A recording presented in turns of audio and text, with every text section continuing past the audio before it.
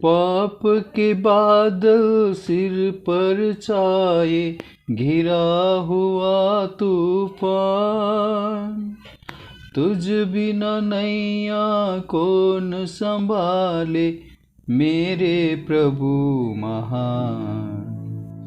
आके बचा लो प्राण हमारे, जग के केवनहार, तेरे सन्मुख शीस नवाते, हे जग के करता। परम प्रभु परमेश्वर पिता को स्तुति और बड़ाई हो। आइए हम आज का मनन के लिए हम भजन संहिता का पुस्तक उसका 36 अध्याय हम देखेंगे। दुष्ट जन का अपराध मेरे हृदय के भीतर ये कहता है कि परमेश्वर का भय उसकी दृष्टि में नहीं है। वो अपने अधर्म को प्रकट होने और घृणित ठहरने के विषय में अपने मन में चिकनी चुपड़ी बातें विचारता है। उसकी बातें अनर्थ और छल की है। उसने बुद्धि और भलाई के काम करने से हाथ उठाया है। वो अपने बिछोने पर पड़े पड़े अनर्थ की कल्पना करता है। वो अपने कुमार्ग पर दृढ़ता से बना रहता है। बुराई से वो हाथ नहीं उठाता। परम प्रभु परमेश्वर को स्तुति और बड़ाई हो। मेरा प्रियो, यहाँ पर आप और मैं देख सकते हैं कि दुष्ट जन का जीवन के संबंध में यहाँ पर प्रभु का वचन बताते हैं उनको कैसा एक अवस्था है। दुष्ट जन को देखकर प्रभु का भक्त का हृदय यहाँ पर वेदना से भरा हुआ हम पाते हैं। और दूसरा एक विषय हम देखेंगे तो कभी कभी हम दूसरे के दुष्टता को दिखाने के चक्कर में अपने आप को, अपना खुद का बुराई हम भूल जाते हैं। जैसे हम मत्ती लिखे सुसमाचार उसका 7 अध्याय 3 वचन में प्रभु ने कहा गया, यहाँ पर आप देख सकते हैं, तू क्यों अपने भाई की आँख के तिनके को देखता है और अपनी आँख का लट्ठा तूने नहीं सूझता है। नीति वचन का पुस्तक उसका 14 अध्याय उसका 12 वचन में हम इस तरह से पाते हैं, ऐसा मार्ग है जो मनुष्य को ठीक देख पड़ता है, परंतु उसके अंत में मृत्यु ही मिलता है। मेरा प्रियो, नीति वचन 3 अध्याय का 7 वचन में कहते, अपने दृष्टि में बुद्धिमानी ना हो, यहोवा का भय मानना और बुराई से अलग रहना। मेरा प्रियो, कभी कभी हम अपने अंदर कितना बुरा बात पड़े हुए हैं, उस बातों को हम भूल जाते हैं मेरा प्रियो। लेकिन परमेश्वर का पवित्र दास, जब आप इफिसियों का पुस्तक उसका 3 अध्याय 8 वचन में जब आप देखते हैं, यहाँ पर प्रेरित पौलुस अपने आप को क्या कहते, आप भी पढ़ सकते हैं। मुझ पर जो सब पवित्र लोगों में से छोटे से भी छोटा हूँ, ये अनुग्रह हुआ कि मैं अन्य जातियों को मसीह के अगम्य धन का सुसमाचार सुनाऊं। यहाँ पर सबसे छोटे, अपने आप को सबसे छोटा दिखाते। मेरा प्रियो, कभी कभी हम दूसरा को छोटा दिखाने के चक्कर में हम अपने आप को बड़ा दिखाने के लिए कोशिशें करते हैं। प्रभु यीशु मसीह का शिष्यों का जीवन में भी यही सबसे कमियां थी कि हमें से सबसे बड़ा कौन है। मेरा प्रियो, प्रभु यीशु मसीह के नज़दीक हम कितना जाते हैं, उतना ही हम अपने आप को छोटा पाते हैं। भजन संहिता का पुस्तक 36 अध्याय 1 से लेकर 4 पद 2 रीति से आप अध्ययन कर सकते हैं। एक, जो वाकई में जो दुष्ट लोग हैं, जो परमेश्वर को भय मानता नहीं है, उनका जीवन देखने से आपको कैसा वेदना हो रहा है। और दूसरा को हम घृणित देखने के चक्कर में, दूसरा का दोष को देखने के चक्कर में, दूसरा का गलतियां को देखने के चक्कर में, दूसरा के कमियां देखने के चक्कर में हम अब कभी हम अपने को कैसे हम परमेश्वर का उपस्थिति से हम दूर कर लेते हैं। 5 पद से आगे जब आप देखते हैं, यहाँ पर परमेश्वर का दास परमेश्वर को प्रशंसा करते हैं, उनका प्रेम के लिए, उनका विश्वसनीयता के लिए। अब 5 वचन आप पढ़ सकते हैं। हे यहोवा, तेरी करुणा स्वर्ग में, तेरी सच्चाई आकाश मंडल तक पहुंची है। तेरा धर्म ऊंचे पर्वतों के समान है, तेरा नियम अथाह सागर है।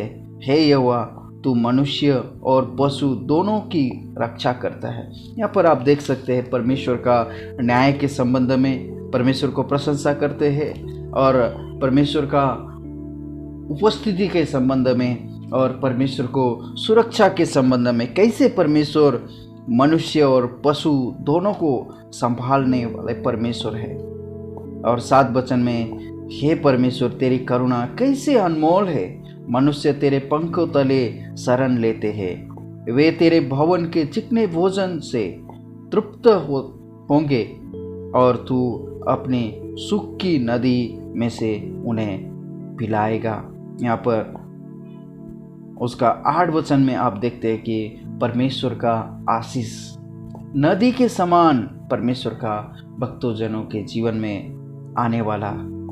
जब आप नया नियम में आप देखते हैं प्रकाशित वाक्य उसका 22 अध्याय का 1 और 2 वचन में, और उसने मुझे स्फटिक के समान झलकती हुई जीवन के जल की एक नदियाँ दिखाई, जो परमेश्वर और मेमने के सिंहासन से निकलकर उस नगर की सड़क के बीचों बीच बहती है। और नदी के इस पार और उस पार जीवन के पेड़ था, उसमें 12 प्रकार का फल लगते थे, और वो हर महीने फलता था, और उस पेड़ के पत्ते से जाति जाति के लोग चंगे होते थे।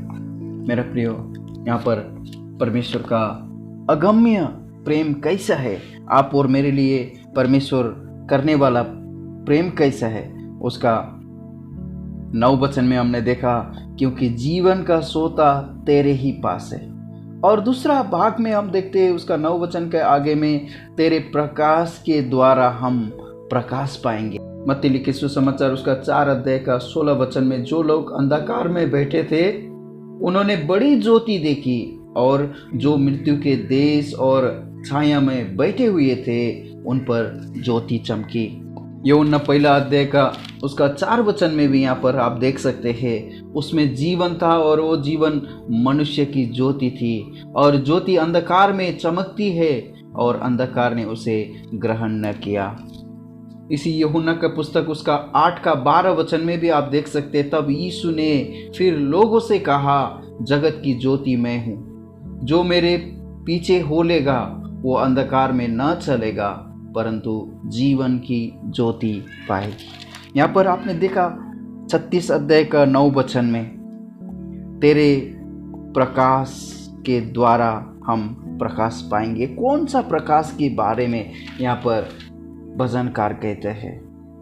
वो आने वाला प्रकाश, ज्योति, अगम्य ज्योति।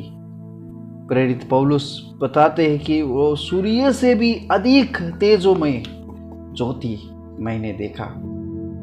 जिन्होंने उनके ओर देखा उसका मुंह कभी काला नहीं हुआ, बोलकर हमने वचन संग्रह उसका 34 अध्याय में हमने देखा था। और यहाँ पर उसका 10 वचन में, अपने जानने वालों पर करुणा करता है और अपने धर्म के काम सीधे मन वाले में करता रहे। अहंकारी मुझ पर लात उठाने ना पाए और ना दुष्ट अपने हाथ के बल से मुझे भगाने पाए। वहाँ अहंकारी गिर पड़े हैं, वे ढकेल दिए गए और फिर उठ ना सकेंगे। कभी भी अहंकारी लोग परमेश्वर के विषय में उन्होंने कभी भी विश्वास करने के लिए नहीं होगा। भजन संग्रह 34 अध्याय का 2 वचन में कहता है, मैं यहोवा पर घमंड करूंगा, नम्र लोग ये सुनकर आनंदित होंगे। मेरा प्रियो, यहाँ पर हमने देखा था 36 अध्याय का उसका 11 और 12 वचन में, अहंकारी मुझ पर लात उठाने ना पाए और न दुष्ट अपने हाथ के बल से मुझे भगाने पाए। वहाँ अहंकारी गिर पड़े हैं और ढकेल दिए गए और फिर उठ ना सकेंगे। अहंकारी लोग कभी भी परमेश्वर की बातों पर विश्वास नहीं करेंगे।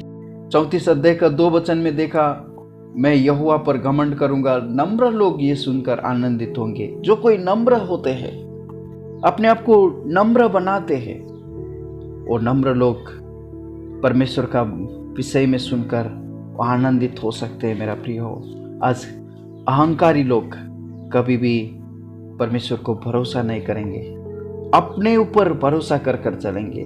और दुष्ट लोग, अहंकारी लोग कभी भी सच्चाई परमेश्वर के ऊपर भरोसा करने के लिए उनका मन नहीं है, क्योंकि उनको लगता है मैं खुद ही सब कुछ हूं।